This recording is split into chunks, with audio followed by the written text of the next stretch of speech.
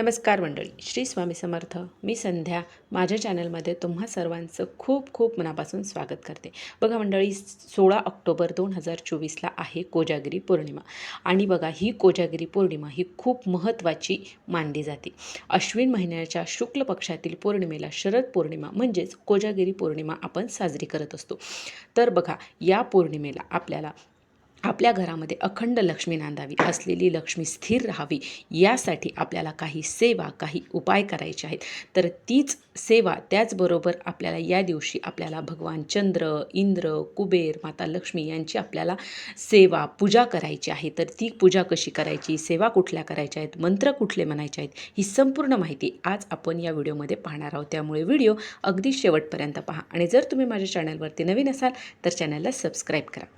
तर आपण कोजागिरी पौर्णिमेला काय करतो? रात्री 12 वाजेपर्यंत जागरण करतो, दूध आटवतो, ते चंद्राखाली ठेवतो व नंतर आपण ते प्राशन करत असतो, पीत असतो.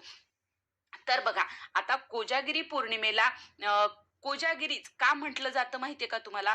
बघा, कोजागिरी म्हणजे कोजागरती, म्हणजे कोण जागरण करत आहे का? या पौर्णिमेच्या रात्री देवांचे राजा इंद्र हे पृथ्वी तलावर भ्रमण करत असतात आणि जो कोणी पूजा करत आहे किंवा पूजा करत नाही हे ते पाहत असतात आणि वारंवार ते देव म्हणत असतात को जागरती, असे ते विचारत असतात. यावरून हे नाव रूढ झालेलं आहे की को जागरतीवरून कोजागिरी असं म्हटलं जातं. म्हणून या रात्री आपल्याला जागरण करायचं असतं. बघा, या रात्री भगवान इंद्र, माता लक्ष्मी, कुबेर, चंद्र हे सर्व पृथ्वी तलावर भ्रमण करत असतात. म्हणून जो कोणी रात्री त्यांची सेवा करतो, त्यांचं उपासना करत आहे, हे ते पाहत असतात आणि जो कोणी त्यांची सेवा करतो त्यांना ते कृपा आशीर्वाद देत असतात. त्यांच्या आयुष्यामध्ये ते कशाचीच कमी पडू देत नाहीत. सुख, समृद्धी, पैसा, आयु, आरोग्य हे सर्व त्यांना मिळत असतं. त्याचबरोबर त्यांच्या मनातील सर्व इच्छा देखील पूर्ण होत असतात. म्हणून आपल्याला या कोजागिरी पौर्णिमेला ही आपल्याला या कोजागिरी पौर्णिमेला आपल्याला पूजा अर्चा करायची आहे. तर बघा, आता आपण हे जाणून घेऊया की यासाठी आपल्याला कोणती कोणती सेवा करायची आहे, ज्यामुळे आपल्या घरामध्ये अखंड लक्ष्मी प्राप्ती होईल. आणि प्राप्त लक्ष्मी स्थिर राहण्यासाठी आपल्याला कुठली सेवा करायची आहे हे जाणून घेऊया. पण बघा, ही जी सेवा या पूजा आहेत त्या आपल्याला मासिक धर्म सुतक असेल तर करता येणार नाहीत. तर त्यावेळेस तुम्ही घरातील दुसऱ्यांकडून ही सेवा करून घेऊ शकता. तर बघा, त्याआधी आपल्याला मांडणी करायची आहे. तर मांडणी आपण 12 वाजेच्या अगोदरच आपल्याला करून घ्यायची आहे. म्हणजे 12 वाजता आपल्याला सेवेला सुरुवात करता येईल. 12 ते 12:39 या दरम्यान, 12 ते 12:39च्या दरम्यान आपल्याला आपली जी पूजा आहे ती पूर्ण करायची असते. कारण हा काळ पुण्य काळ मानला जातो. म्हणून आपल्याला या काळामध्ये आपली सेवा पूर्ण करायची आहे. तर आपल्याला मांडणी ही अगोदरच करून घ्यायची.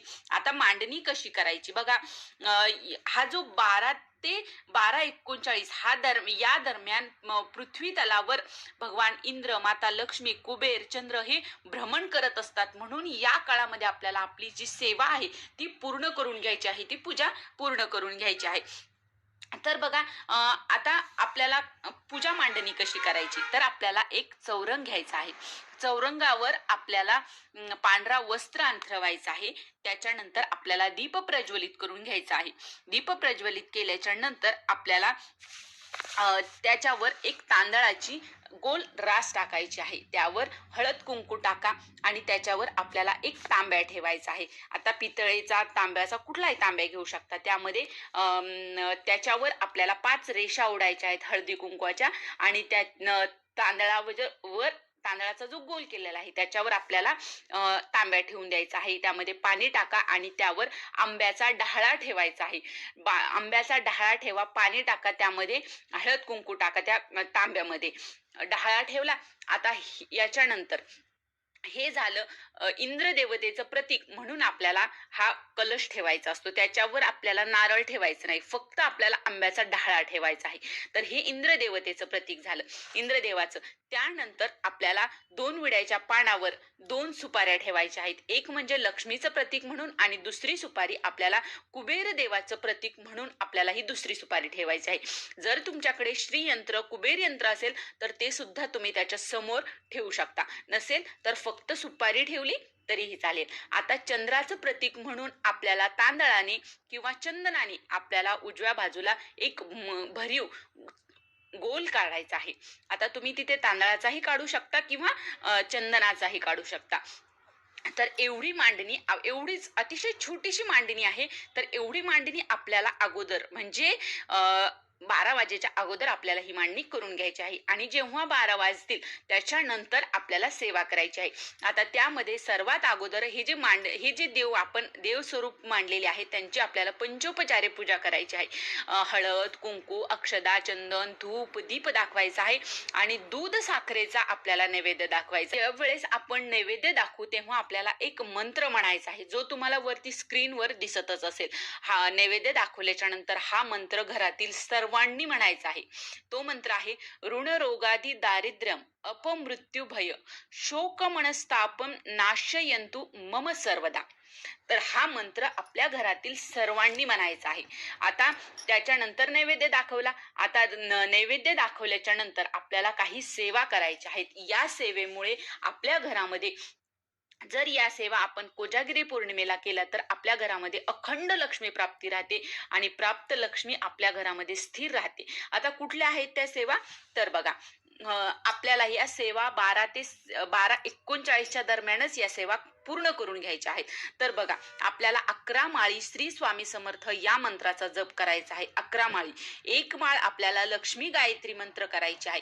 आता लक्ष्मी गायत्री मंत्र कोणचा आहे आपल्या सर्वांना माहिती आहे. वरती तुम्हाला हे सर्व मंत्र तुम्हाला वरती दिसून जातील किंवा मी तुम्हाला डिस्क्रिप्शन बॉक्समध्ये नक्की देईल. तर लक्ष्मी गायत्री मंत्र म्हणायचा आहे. त्यानंतर एक माळ विष्णू गायत्री मंत्र म्हणायचा आहे. एक माळ कुबेर गायत्री मंत्र म्हणायचा आहे आणि 16 वेळा आपल्याला श्री सूक्त म्हणायचं आहे. एक वेळा आपल्याला व्यंकटेश स्तोत्र म्हणायचं आहे. व्यंकटेश स्तोत्र तुम्ही मोठं 108 ओव्यांचं म्हणू शकता किंवा छोटं सुद्धा म्हणू शकता, जे आपल्या नित्यसेवेच्या पुस्तकामध्ये दिलेलं आहे.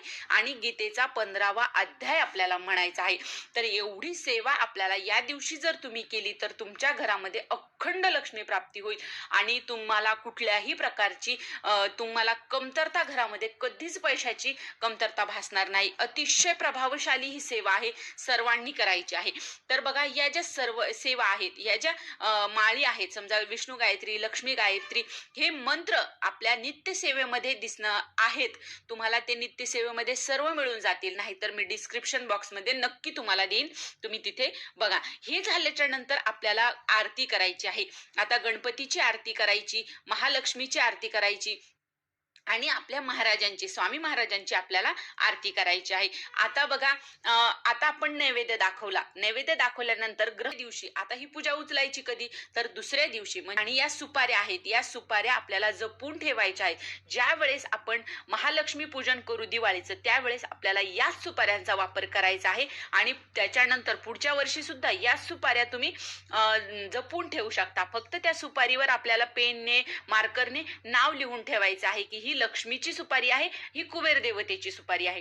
तर या गोष्टीच आपल्याला करायच्या आहेत. तर ही छोटीशी माहिती होती. कोजागिरी पौर्णिमेची पूजा कशी करायची ती मला तुमच्यापर्यंत पोहोचवायची होती. तर कसा वाटला व्हिडिओ नक्की कमेंट करून सांगा आणि जर हा व्हिडिओ आवडला असेल तर व्हिडिओला लाईक करा, जास्तीत जास्त लोकांपर्यंत हा व्हिडिओ शेअर करा आणि माझ्या चॅनलला सबस्क्राईब करा. श्री स्वामी समर्थ.